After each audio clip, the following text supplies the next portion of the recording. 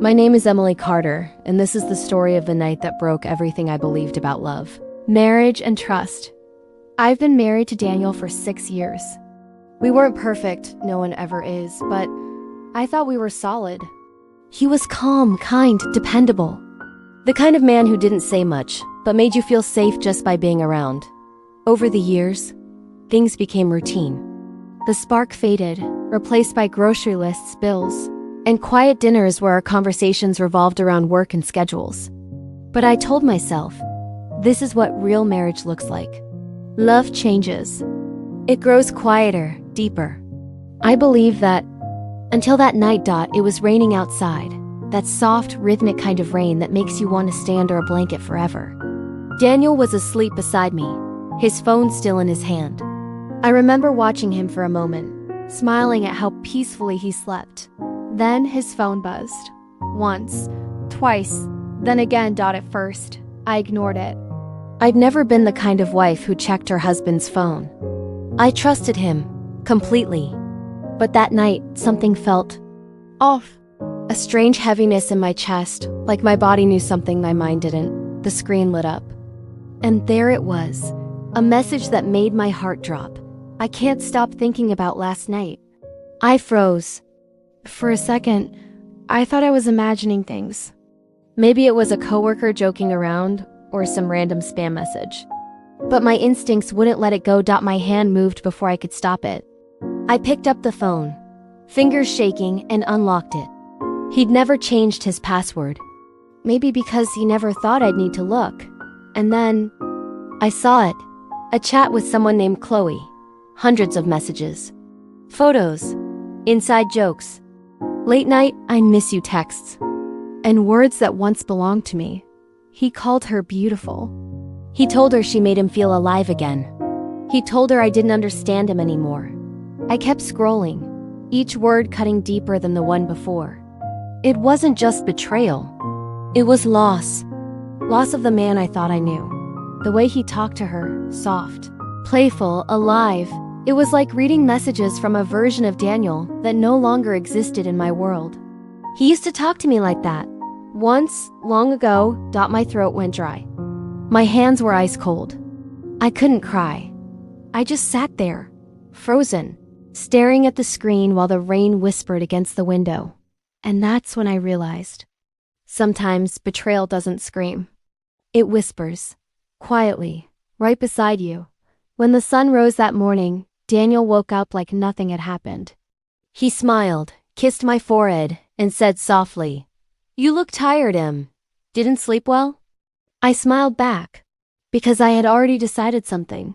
I wasn't going to confront him. Not yet. I was going to find out everything. The morning after that night felt unreal. Daniel sat across from me at breakfast, scrolling through his phone, sipping coffee like everything was normal.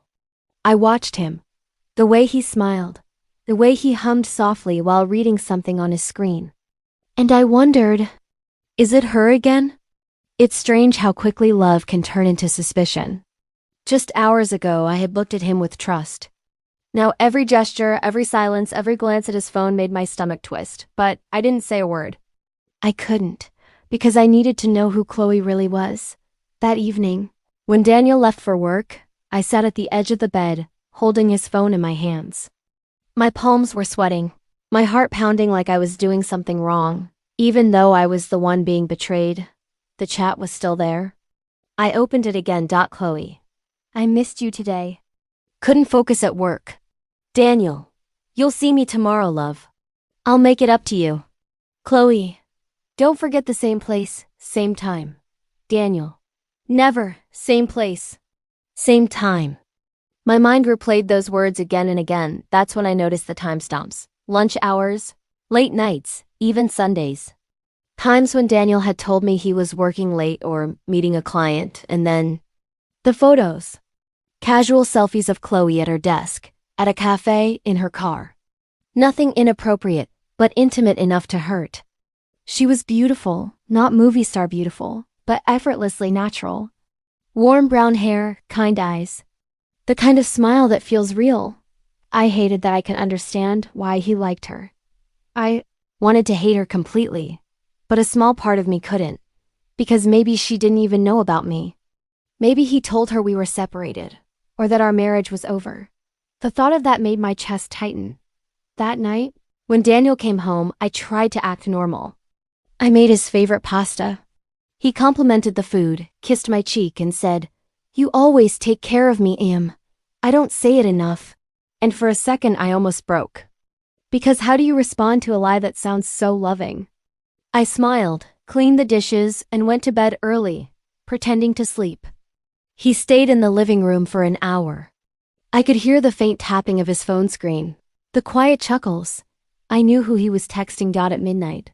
I turned over and whispered softly, "Daniel, come to bed." He jumped a little, startled. Then he quickly put his phone away and said, "Yeah, just finishing an email." He climbed into bed beside me, kissed my shoulder, and fell asleep. But I didn't sleep. I stared at the ceiling for hours, feeling this heavy silence pressing down on me. The next day, when he left for work, I opened his laptop, the one we used to share years ago. It still had his work email logged in. I wasn't sure what I was looking for, maybe confirmation, maybe closure. But what I found was worse. There were photos of them together at a cafe, at the office, even a short video clip from a weekend event. They weren't doing anything wrong. Just sitting close, laughing, smiling. But sometimes that's enough to break you. I scrolled further and there it was. A calendar reminder. Lunch with Chloe, Friday, 1 p.m. Friday. Tomorrow. I spent that entire night awake, replaying everything in my head. The chats. The messages. The smiles. Every detail was like a film I couldn't turn off. I wanted to scream. I wanted to throw his phone against the wall. But more than that, I wanted to understand why it wasn't me. Had I stopped being interesting? Was I too predictable? Too familiar? I thought about the woman I used to be before marriage, before comfort, before routine dulled everything. The girl who used to laugh too loud, dance in the kitchen, dream out loud. Where did she go? Did I let her disappear? Or did he stop looking for her? Those thoughts haunted me. And yet, through all that pain, something else was quietly growing inside me. A plan. If I was going to confront Daniel, I wanted to do it with truth, not emotion. I wanted to see how far he would go. How much he would lie. So the next morning I kissed him goodbye as he left for work, just like always. And as soon as his car disappeared down the street, I picked up my coat, grabbed my car keys, and decided to follow the calendar reminder. Friday, 1 p.m. Lunch with Chloe. I parked my car across from the cafe 15 minutes early. My hands were cold, my heart racing. Every car that passed made me flinch. At exactly 12:58, Daniel's car pulled up. He stepped out, neatly dressed, smiling. A few seconds later, she arrived. Chloe. She looked exactly like her photos, calm, confident, happy. And the way Daniel's eyes lit up when he saw her. That's when I knew. It wasn't just flirting. It wasn't a mistake. It was real. He leaned forward to hug her. And she smiled in that way people do when they're falling for someone they shouldn't. I felt my chest tighten until I could barely breathe. I wanted to run, scream, cry, but I didn't. I just watched. They sat, ordered coffee, laughed. The man sitting across from her wasn't the quiet, distant husband I knew. He was alive, the version of Daniel I hadn't seen in years. And in that moment, something inside me changed. The pain was still there, sharp and raw. But beneath it, a strange calm began to grow. Because now I knew the truth. And once you see the truth, you can never go back to pretending. That night, when he came home, he smiled and said, "Long day." "I'm exhausted," I smiled back and simply said, "Yeah, me too." But inside, I was already someone else. Someone who would never look at him the same way again. There's a kind of silence that doesn't come from peace, it comes from pain. That's the silence I woke up to every morning after that day. It's strange. Once you know someone's lying to you, every word they say sounds different. Even good morning starts to feel like a performance. Daniel would wake up beside me, stretch, smile, and ask, "Coffee?" And I'd nod, pretending like nothing had changed, when, in reality, everything had. He didn't know that I had seen them together. He didn't know I'd been there, sitting in my car, watching his laughter belong to someone else. And maybe that was my power now? He had his secret, and I had mine. Every morning, I went through the motions, made breakfast, packed his lunch, kissed him goodbye. And every time he walked out the door, I'd feel this ache in my chest, not from love anymore, but from the emptiness he'd left behind. I used to spend my days thinking about what to cook, what movie we'd watch, what we'd do on weekends. Now, I spent my days replaying his lies. Sometimes, I'd stare at his photo on our living room wall, that wedding photo where we both looked so young, so sure. It didn't feel like us anymore. It felt like two strangers who had no idea what was waiting for them. I started keeping notes. Dates, times, screenshots, saved messages. Not because I wanted revenge, not yet, but because I needed the truth to be visible. When you're betrayed, your mind plays tricks on you. One moment you're angry, the next you're guilty, wondering if you somehow deserved it. I needed proof, not to show him, but to remind myself that it really happened. I remember one night, sitting alone in the kitchen at 2 a.m., the laptop screen glowing softly in the dark.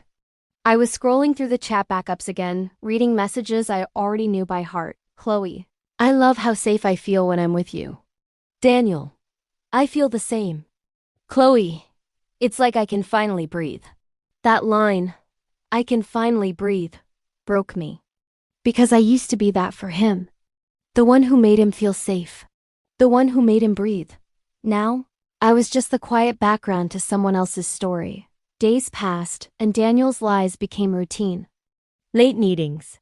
Sudden business trips. Moments where he'd walk into another room just to take a work call. But the thing about pretending is, the longer you do it, the stronger you get. So I learned to act. I smiled when he talked. I laughed at his jokes. I asked him about his day, even when I already knew where he'd been. Sometimes he'd hug me out of nowhere, maybe out of guilt, maybe to convince himself everything was fine. And I'd hug him back, not because I felt close, but because I wanted to remember what that closeness used to feel like. It's cruel. How love lingers even after it's gone. At night when he'd fall asleep, I'd just watch him. The way his chest rose and fell. The calm on his face. He looked peaceful, like the world was right. But inside me, everything was falling apart. There were moments I almost told him. Moments where my voice reached my throat but never left my lips. Because I knew, once I said it out loud, nothing would ever be the same again. So I stayed quiet, letting the silence grow heavier every night. One evening, I got home early from work. His car was in the driveway, unusual for that time. For a second, I thought maybe he'd stayed home for me. Maybe he wanted to talk. But when I opened the door, I heard him speaking softly on the phone. Yeah, I'll tell her soon. I just need the right time. Pause. You know I can't live like this forever. Chloe, I promise soon. My heart dropped. He was planning to leave me. I stood there quietly in the hallway. Invisible. Listening to him promise a new life. One that didn't include me. When he hung up, I walked into the living room, pretending I'd just arrived. He smiled instantly, that practiced smile that had once fooled me. Hey, you're home early. Yeah, I said calmly. Traffic was light today. He had no idea I'd just heard everything. That night, I lay awake beside him, feeling a kind of pain I can't describe. Not burning, not sharp. Just empty. And somewhere between heartbreak and numbness, something inside me changed. I realized I wasn't waiting for answers anymore. I wasn't even waiting for him to confess. I was waiting for myself, for the moment when I'd finally stop crying in silence and start taking back my life. The next morning, when Daniel left for work, I looked in the mirror, really looked. My eyes were tired, but there was something new in them. Calm, control. Because sometimes, strength doesn't look like anger. Sometimes it looks like silence, the kind that comes right before the storm. And deep down I knew my storm was coming. There is a moment after heartbreak when the world doesn't feel real anymore. You wake up, brush your teeth, drink your coffee, but it all feels like someone else's life. That was me. Living, breathing, but not feeling. Every morning I'd look in the mirror, and I didn't recognize the woman staring back. Her eyes looked tired, her smile forced, her skin dull. I used to love mirrors once. Now I hated them. Because every time I looked, it reminded me of who I used to be before I found out the truth. I started wondering if maybe Daniel Cheated because something in me had changed. Maybe I wasn't beautiful enough anymore. Maybe I was boring. Maybe I stopped being exciting, stopped being her. Those thoughts, they don't come all at once. They come in whispers. They start small, maybe it's me, and then they grow louder every day until that's all you hear. One night, I stood in front of the bathroom mirror staring at my reflection for so long that it started to blur. And I whispered to myself, "Who are you now, Emily?" There was no answer. Just silence. The kind that wraps around you like fog. Daniel was still pretending. Still bringing me flowers every Friday. Still kissing my forehead before leaving for late meetings. And I was still playing along, not because I wanted to, but because I didn't know what else to do. It's strange, isn't it? How we can live inside a lie because the truth hurts too much. Sometimes pretending feels safer than admitting we're broken. Days blurred into nights. I stopped talking to friends. Stopped dressing up. Stopped laughing. My world became smaller. Just me, the walls, and the sound of Daniel's phone lighting up with messages I pretended not to see. I remember once, I picked up his phone when it buzzed on the counter. My hands were shaking. And there it was, another message from her. Chloe, can't wait for next weekend. Just you and me. Next weekend. While I was home, folding his shirts, she was waiting for him somewhere else, probably smiling the same way I used to.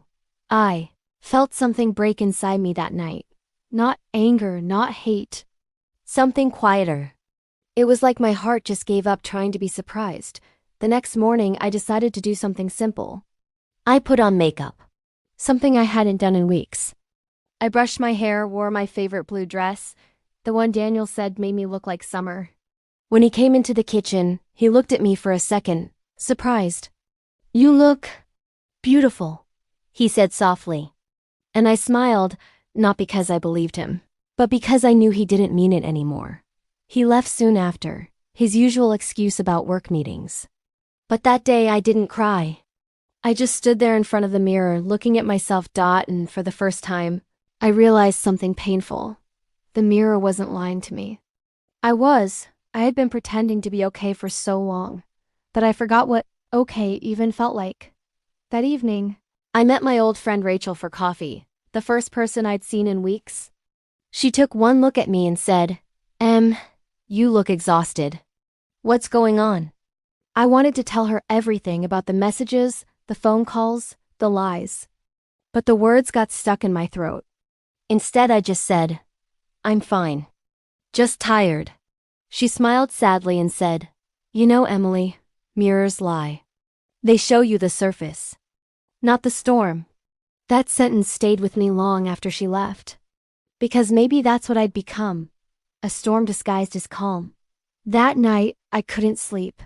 The silence of the house felt heavier than usual. Daniel wasn't home yet. And for once, I didn't care. I sat on the floor, leaning against the bed, thinking about my life. About the years I'd spent loving him, the dreams we built, the woman I'd been before betrayal changed everything. And then, for the first time, I allowed myself to cry, really cry. Not silent tears in the dark, but loud, shaking sobs that came from somewhere deep inside. It wasn't just about him anymore. It was about me. About the version of myself I'd lost trying to keep a love that no longer wanted to stay. When the tears stopped, I felt empty, but also lighter. Because maybe this was the beginning of something new. Maybe you have to break completely before you can start to rebuild. I looked at the mirror again. Same face. Same tired eyes. But this time, I whispered something different. "You're still here, Emily."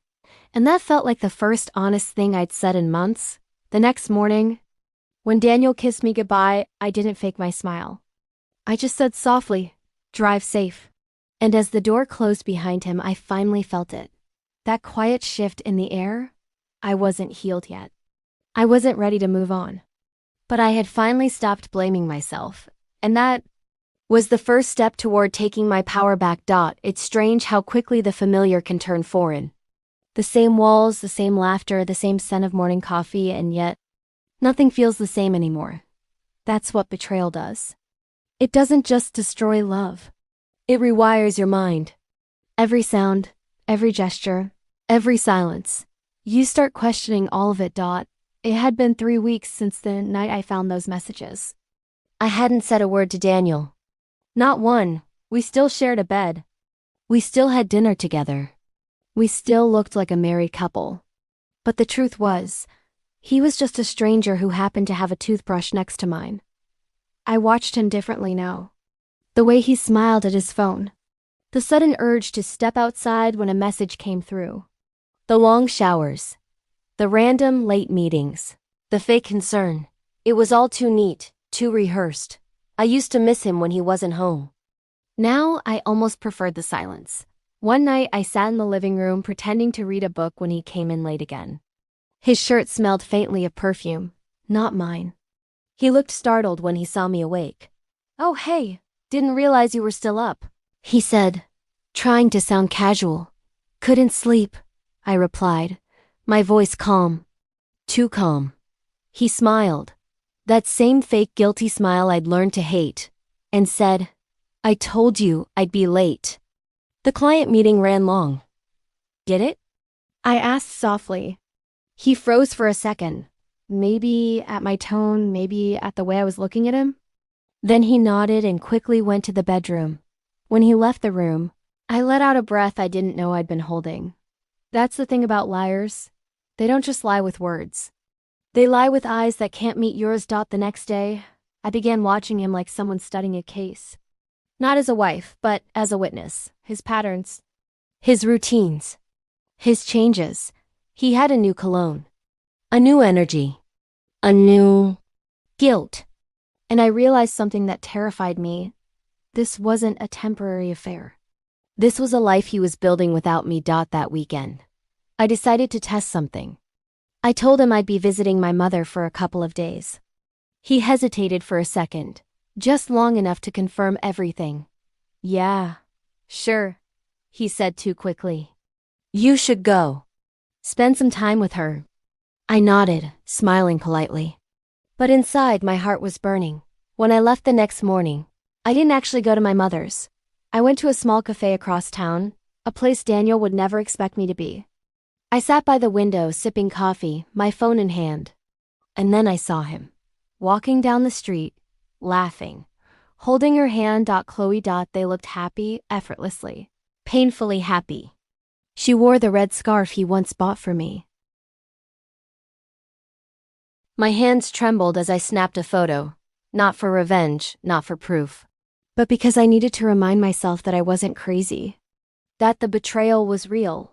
I watched them disappear around the corner, and something inside me just broke again. But this time, it broke differently. Not like glass, more like a shell. The part of me that still hoped, still loved, still believed. It cracked wide open and let the truth in. That night, I came home before him. I cleaned the kitchen, cooked dinner, set the table. Everything looked normal, picture perfect. But inside me, everything was changing. When he walked in, pretending to be tired, pretending to care, I just smiled. "Dinner's ready," I said softly. We sat down, ate quietly. Halfway through, he reached across the table and said, "You're quiet lately, Em. Is everything okay?" I looked up, forcing a smile that didn't reach my eyes. "Yes," I said. "Everything's exactly how it's supposed to be." And in that moment, I knew he had no idea that his lies were standing on borrowed time. After dinner, he went to shower.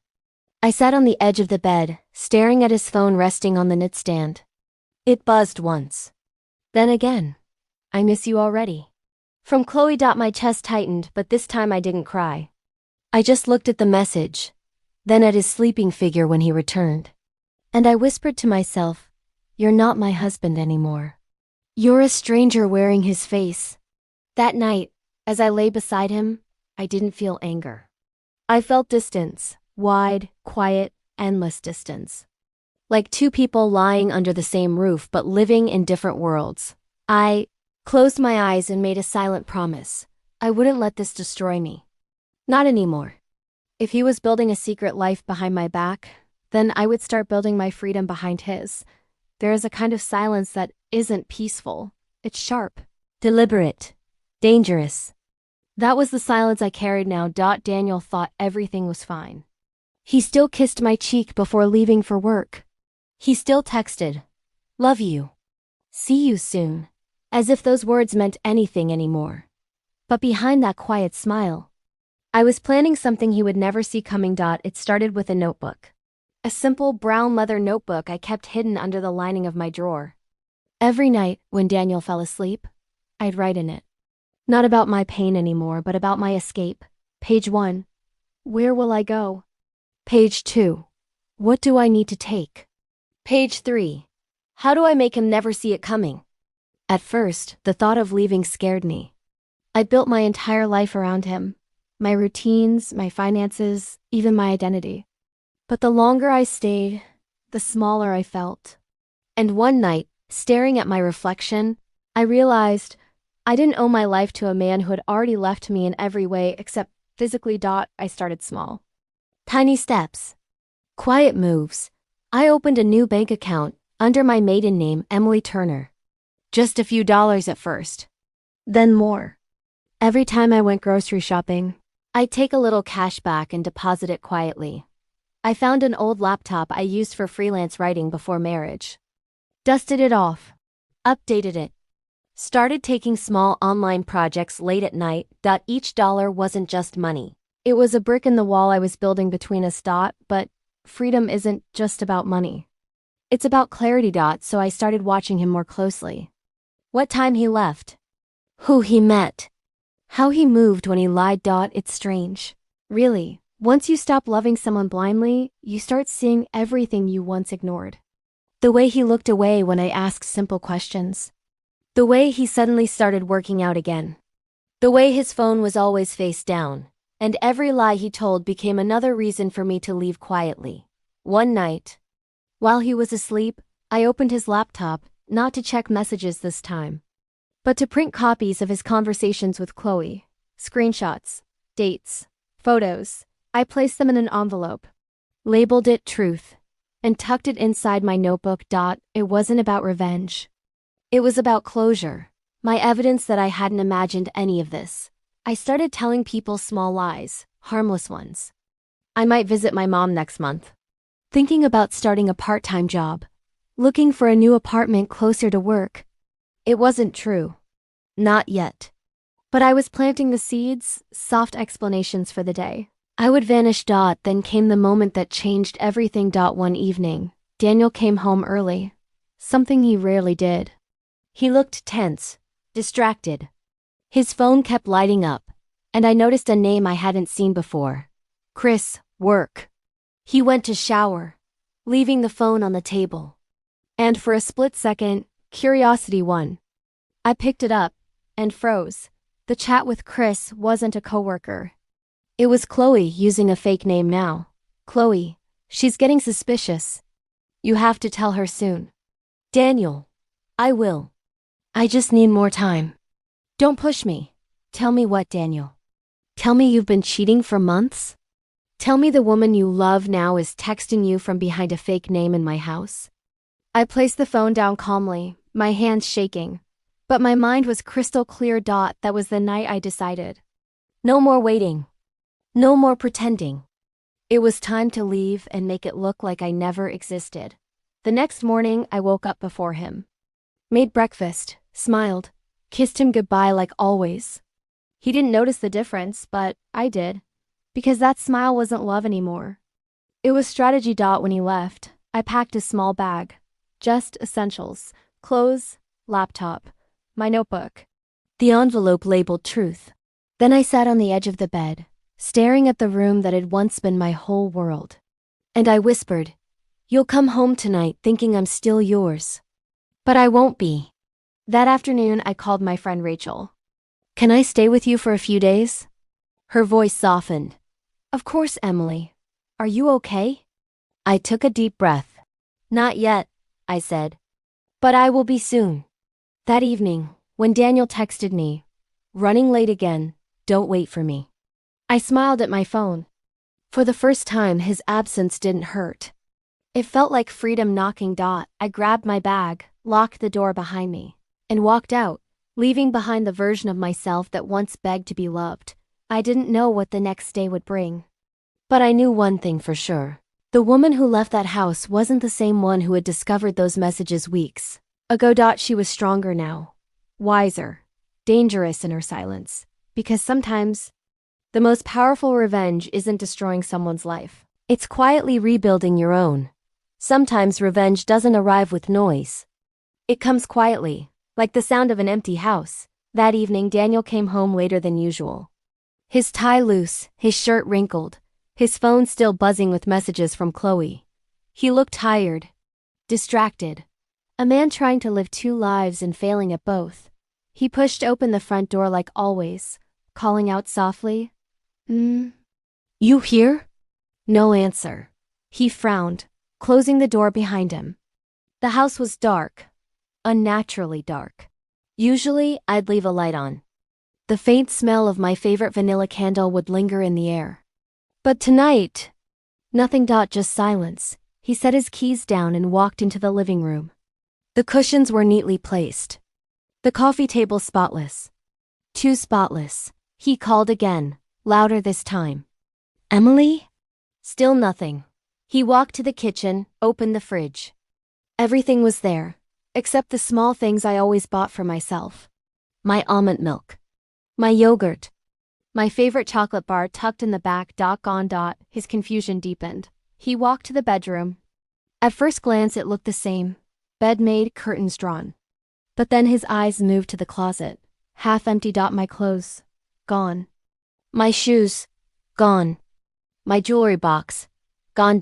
And on the nightstand where I used to keep a photo of us from our honeymoon, there was only a single white envelope. He froze. Hands shaking slightly, he picked it up. His name was written across the front in my handwriting. Daniel. He sat down slowly on the bed, the air thick with the kind of silence that only follows disaster. He opened the envelope. Inside, there were two things, a letter and a small USB drive.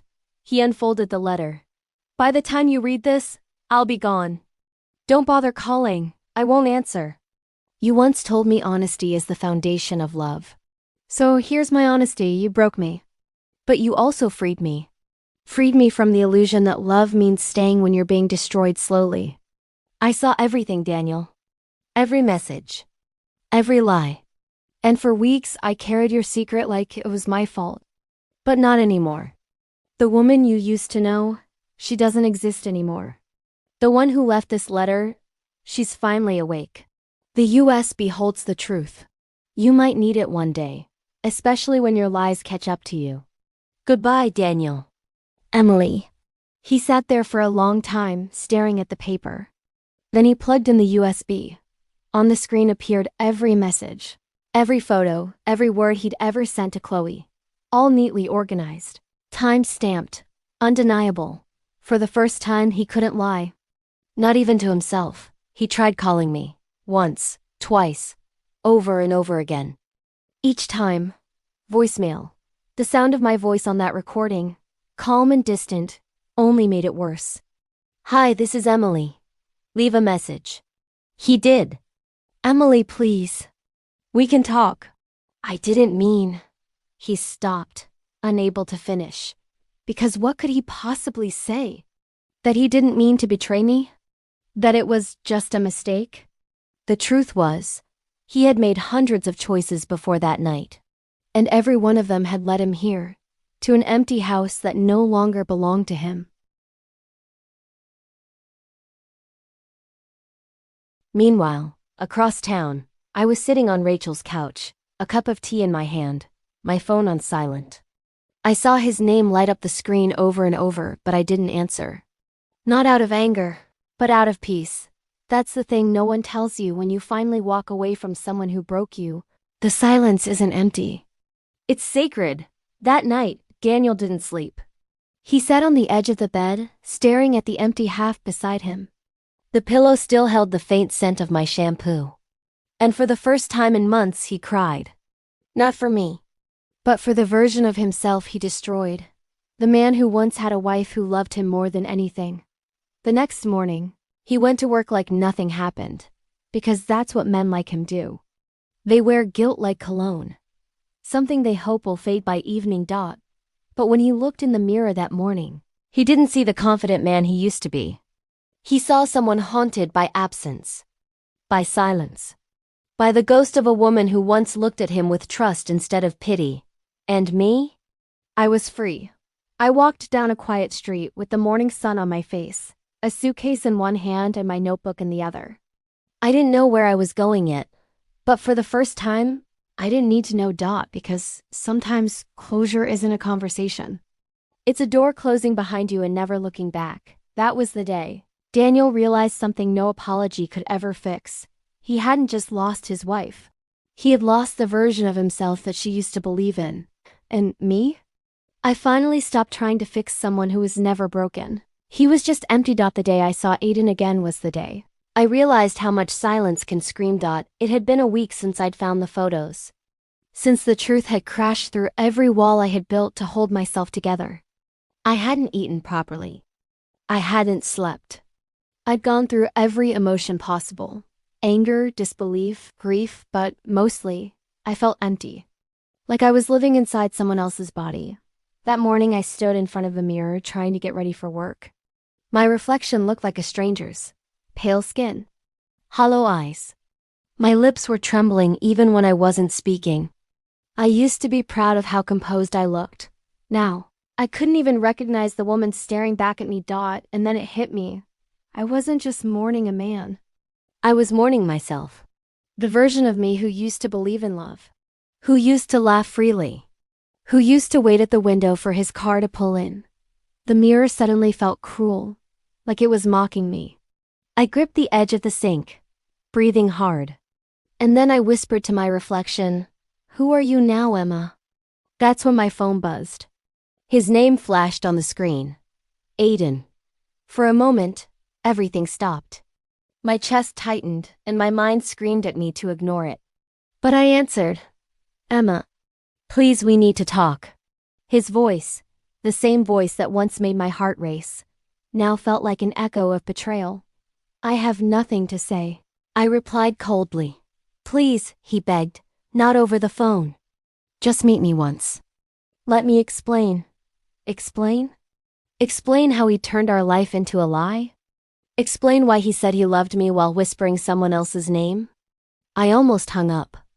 But something in his voice stopped me. It wasn't guilt. It was fear. And part of me, the part still searching for closure, wanted to see that fear in his eyes. So I agreed. We met at a small cafe downtown. The same cafe where we'd had our first date years ago. The irony cut deeper than I expected. When he walked in, my heart didn't skip a beat. It just sank.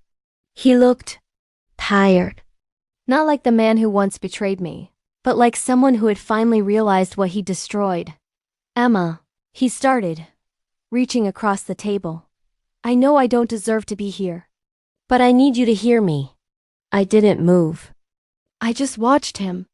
He talked for minutes, maybe hours. I couldn't tell. He spoke about how lonely he'd felt, how he didn't mean to hurt me, how things with Lily just happened. Every word sounded like an excuse wrapped in regret. When he finally stopped, I whispered, "Do you love her?" He hesitated. That was my answer. Tears burned my eyes, but I refused to let them fall. I stood up slowly and said, "You broke me, Aiden, but you don't get to keep the pieces." As I walked away, I felt my legs shaking, but my heart felt something new. Strength. Real, raw strength. When I got home that evening, I walked straight to the mirror again. The same one that had mocked me days before. This time I didn't look away. The woman in the reflection still looked hurt. But she also looked awake. And then, without thinking, I picked up my perfume bottle, the one he'd gifted me on our anniversary, and threw it at the mirror. It shattered instantly. Glass scattered across the floor, reflecting 100 broken pieces of my face. 100 versions of me, each one braver than before. I sank to the floor and cried.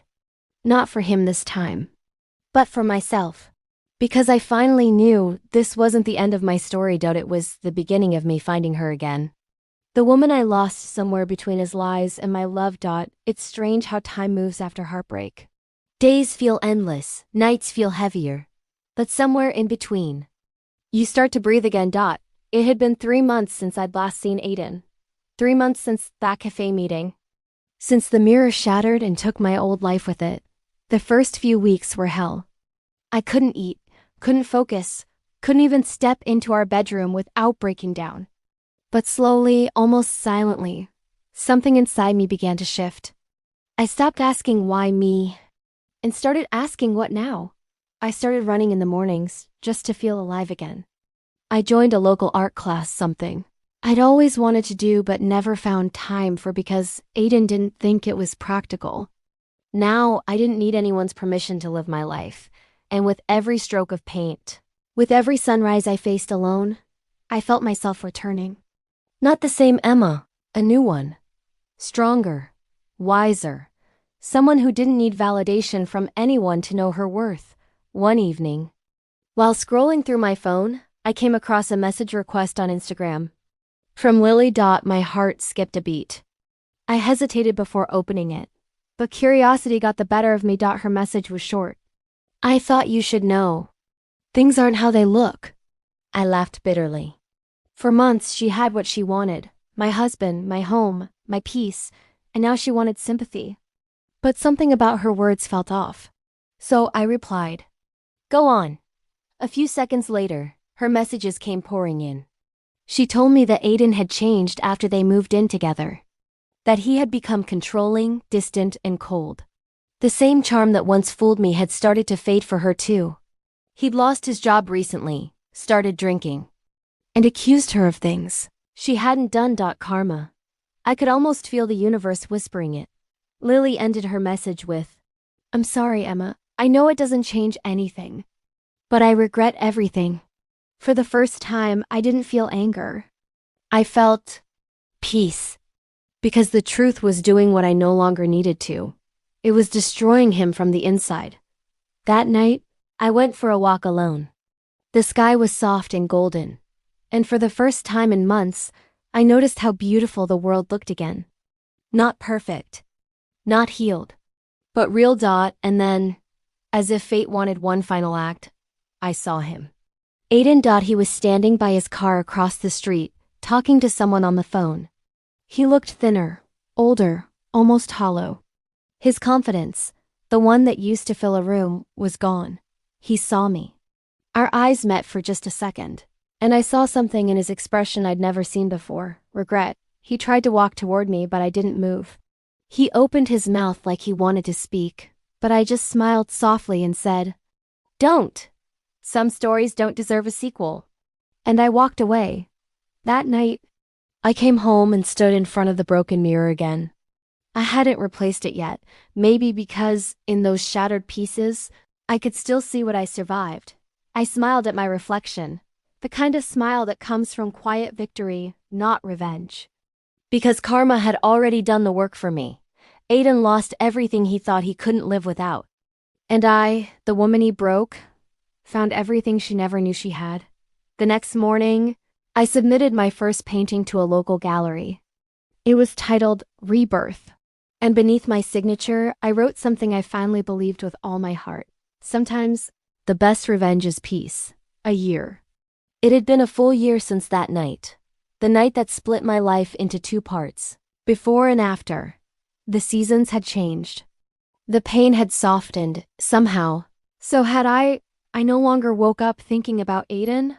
I no longer counted the days since he left. Because the truth is, time doesn't erase pain. It transforms it. I still lived in the same apartment, but it didn't feel haunted anymore. It felt like mine. The walls that once echoed with memories were now filled with my art. Strokes of color. Fragments of emotion, pieces of my healing scattered across canvases. One morning, I received a call from the gallery owner who displayed my first painting. Rebirth. She said, Emma, your work has touched people. "We're offering you a solo exhibition." For a moment, I couldn't even speak. It felt surreal, like the universe was finally giving me a gentle nod, saying, "You did it." The exhibition was scheduled for spring. I named it Scars of the Heart. Each painting told a piece of my story, not with words, but with colors that spoke louder than pain ever could. People came, watched, asked questions, and cried quietly in front of my work. And for the first time, I didn't feel like a victim. I felt like an artist, like a survivor who turned her wounds into something beautiful. That evening, as the event was ending, I saw someone standing in the corner, quiet, hesitant. It was Aiden. He looked older. Not just in face, but in spirit. He waited until the crowd thinned before approaching me. "Your work is incredible," he said softly. I nodded, unsure what to say. He continued, "I just wanted to say I'm sorry." "For everything. You didn't deserve what I did to you." I looked at him. The man who once held my heart, the man who shattered it, and, for the first time, I felt nothing but calm. "You're right," I said gently. "I didn't deserve it. But maybe I needed it to find out who I really am." He looked down, eyes glistening, and whispered, "You've changed." And I smiled. "No. I just finally remembered who I was before you forgot me." He nodded, and for the first time since that night, we both knew this was it, the real goodbye. No hatred, no revenge. Just closure. As he turned to leave, I whispered softly, "Take care, Aiden." He paused, gave a small, sad smile, and disappeared into the evening crowd. I stepped outside a few minutes later. The sky was painted in shades of gold and pink, the same colors I used in my last painting. The one I hadn't named yet. I looked up, felt the soft wind brush my face, and realized what I wanted to call it: freedom. Because that's what healing really is. Not forgetting the story, but learning to live beyond it. That night, I walked home alone. Not lonely, just whole. I opened my window, looked out at the quiet city lights, and whispered to myself, "You survived, Emma. You made it." And somewhere deep inside, I heard my own heart answer, "Yes, you did."